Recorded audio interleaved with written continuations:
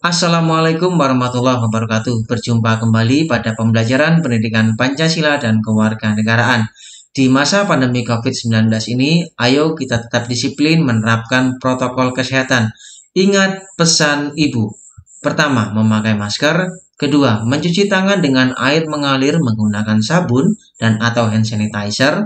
Ketiga, menjaga jarak. Dan yang keempat, menghindari kerumunan.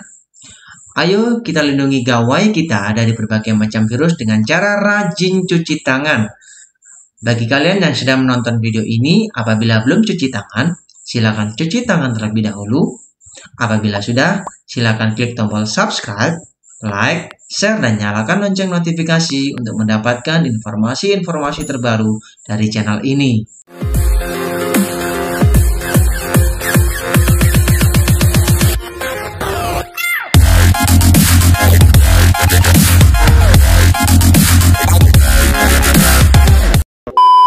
Mari kita awali pembelajaran hari ini dengan berdoa.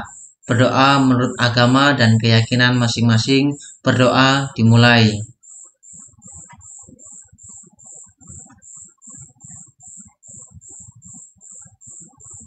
Selesai. Untuk pembelajaran hari ini kita akan membahas materi pokok keberagaman masyarakat Indonesia dalam bingkai Bhinneka Tunggal Ika. Berikut ini adalah materi pendidikan Pancasila dan Kewarganegaraan untuk kelas 9. Berikut ini adalah timeline pembelajaran keberagaman masyarakat Indonesia dalam bingkai Bhinneka Tunggal Ika. Nanti di sini kita akan menginformasikan dahulu mengenai materi pelajarannya, kemudian akan disampaikan tujuan pembelajaran. Kemudian akan kita lakukan pembahasan sub-sub materi yang ada dalam materi keberagaman masyarakat Indonesia dalam bingkai Bhinneka Tunggal Ika. Nanti setelah kita belajar mengenai pembahasan yang ada di dalamnya, kemudian akan kita simpulkan. Dan yang terakhir akan ada penilaian harian. Kemudian untuk materi pembelajaran keberagaman masyarakat Indonesia dalam bingkai Bhinneka Tunggal Ika terdiri dari yang pertama, makna persatuan dalam kebangsaan. Yang kedua, prinsip persatuan dalam keberagaman suku, agama, ras, dan antar golongan. Yang ketiga, permasalahan keberagaman dalam masyarakat Indonesia. Dan yang keempat, upaya pencegahan konflik bersifat sara atau suku, agama, ras, dan antar golongan. Jadi, keempat submateri inilah yang akan kita pelajari. Untuk tujuan pembelajaran hari ini adalah, setelah kalian mengikuti proses pembelajaran hari ini, peserta didik diharapkan dapat menjelaskan makna persatuan dalam kebangsaan. Kita akan bahas satu persatu. Menurut situs resmi dari Kementerian Pendidikan dan Kebudayaan Republik Indonesia, inilah beberapa jenis keragaman yang ada di Indonesia. Pertama, keberagaman wilayah dan lingkungan. Kedua, keberagaman suku bangsa dan budaya. Ketiga, keberagaman agama. Keempat, keberagaman ras. Kelima, keberagaman golongan. Dan yang keenam, keberagaman jenis kelamin dan gender. Ini akan kita bahas satu persatu. Kita bahas dulu yang pertama, keberagaman wilayah dan lingkungan. Kita ketahui bahwasannya wilayah Negara Kesatuan Republik Indonesia membentang dari Sabang sampai Merauke dengan bentuk kepulauan. Di antara ribuan pulau tersebut, membentang lautan yang mencapai 2/3 wilayah Indonesia. Secara administratif, Indonesia terdiri dari 34 provinsi yang terbagi menjadi kabupaten dan kota, yang tentunya setiap kabupaten dan kota tersebut memiliki ciri-ciri tersendiri yang berpengaruh langsung terhadap kondisi lingkungan, termasuk flora dan fauna. Setiap daerah pasti memiliki flora dan fauna yang berbeda-beda. Hal itu tidak lepas dari kondisi letak daerah dan geografis secara tidak langsung juga membentuk keberagaman warga negara atau penduduk yang mendiaminya dengan berbagai aspek kehidupannya. Kemudian, keberagaman wilayah dan lingkungan di Indonesia memiliki keindahan yang sangat luar biasa sehingga banyak lokasi di wilayah Indonesia menjadi objek wisata. Sayangnya di masa pandemi COVID-19 ini banyak objek wisata yang masih ditutup guna menghindari penyebaran COVID-19. Setiap wilayah mempunyai keunggulan masing-masing seperti pantai, pegunungan, biota laut. Contohnya kita di Probolinggo. Kita punya destinasi wisata Gunung Bromo yang tentunya sudah terkenal di kalangan Indonesia dan luar negeri. Banyak wisatawan asing maupun dalam negeri ingin sekali berkunjung ke Gunung Bromo. Inilah salah satu bentuk keberagaman wilayah dan lingkungan yang ada di sekitar kita. Selanjutnya, keberagaman suku bangsa dan budaya. Suku bangsa merupakan sekelompok manusia yang memiliki kesatuan budaya dan terikat oleh kesadaran dan identitas tersebut. Perlu kalian ketahui, ciri-ciri mendasar yang membedakan antara satu suku bangsa dengan suku bangsa yang lainnya dapat dilihat dari bahasa daerah, adat istiadat, sistem kekerabatan, kesenian daerah, dan tempat asalnya. Identitas atau ciri khas suatu suku bangsa dapat kita lihat dari beberapa aspek. Pertama, bisa kita lihat dari fisiknya, bentuk fisiknya, diantaranya warna kulit, rambut, dan sebagainya. Kemudian bahasanya, ada bahasa Jawa, ada bahasa Sunda, ada bahasa Batak, dan lain sebagainya. Kemudian adat istiadat, bisa kita lihat dari pakaian, rumah adat, upacara perkawinan, dan lain sebagainya. Perlu kalian ketahui, menurut Badan Pusat Statistik atau BPS, suku bangsa yang ada di Indonesia itu berjumlah 1128 suku bangsa yang tersebar dari Sabang sampai Merauke. Tentunya, ke 1128 suku bangsa tersebut memiliki ciri atau karakteristik sendiri. Bisa kita lihat dari bahasanya tadi, ada bahasa Jawa, ada bahasa Sunda, ada bahasa Batak, dan lain sebagainya. Bisa kita lihat dari fisiknya, mulai dari bentuk fisik, warna kulit, kemudian bentuk rambut, kemudian bisa kita lihat juga dari adat istiadatnya, mulai dari upacara perkawinan, kemudian dari alat musik, seni tarinya. Itu tadi keberagaman suku, bangsa, dan budaya. Untuk selanjutnya yaitu keberagaman agama. Agama merupakan sistem keyakinan kepada Tuhan. Kebebasan beragama di Indonesia sudah dijamin oleh Undang-Undang Dasar 1945. Keberagaman agama di tengah-tengah masyarakat menunjukkan bahwa bangsa Indonesia adalah bangsa yang religius. Kita ketahui bersama bahwasannya di Indonesia ada 6 agama dan semuanya dapat berjalan dengan baik. Setiap orang memiliki hak untuk memeluk agama sesuai keyakinan dan kepercayaannya masing-masing. Maka, kita sebagai masyarakat Indonesia perlu mengembangkan sikap toleransi antar umat beragama agar tatanan kehidupan di negara ini tetap berjalan dengan baik. Selanjutnya yaitu keberagaman ras. Tahu nggak kalian ras itu apa? Ras adalah golongan suatu bangsa berdasarkan ciri-ciri fisik dan garis keturunan. Setiap manusia pasti memiliki perbedaan ciri-ciri fisik seperti warna kulit, warna dan bentuk rambut, kemudian bentuk muka, ukuran badan, bentuk badan, dan bentuk warna mata, serta ciri fisik yang lainnya. Kondisi masyarakat Indonesia yang memiliki keberagaman ras berpotensi menimbulkan yang namanya konflik. Maka, setiap warga negara diminta untuk tetap menjunjung tinggi rasa persaudaraan, kekerabatan, dan persahabatan, sehingga terwujud perdamaian. Kondisi ini sesuai dengan sila kedua yang berbunyi kemanusiaan yang adil dan beradab. Artinya, bangsa Indonesia menjunjung tinggi harkat dan martabat manusia tanpa membeda-bedakan ras. Selanjutnya yaitu keberagaman golongan. Golongan kita ketahui adalah sebagai kelompok suatu masyarakat dengan ciri-ciri atau aktivitas tertentu. Keberagaman golongan ini dapat dikategorikan banyak hal. Bisa dikategorikan yang pertama sesuai usia penduduk, kemudian secara ekonomi, kemudian yang ketiga secara pendidikan, yang keempat secara politik, dan masih banyak yang lainnya. Bisa juga berdasarkan mata pencaharian. Contoh, ada yang bermata pencaharian sebagai petani, nelayan, pedagang, wira swasta, PNS, TNI Polri, politisi, guru, dokter, dan masih banyak yang lainnya. Kita juga sebagai pelajar dapat dikategorikan mulai dari tingkat PAUD, SD, SMP, SMA maupun SMK, dan perguruan tinggi. Selanjutnya yaitu keberagaman jenis kelamin dan gender. Gender merupakan sifat dan perilaku yang melekat pada kaum laki-laki dan perempuan yang dikonstruksikan secara sosial dan kultural. Sedangkan jenis kelamin merupakan kodrat dari Tuhan Yang Maha Esa.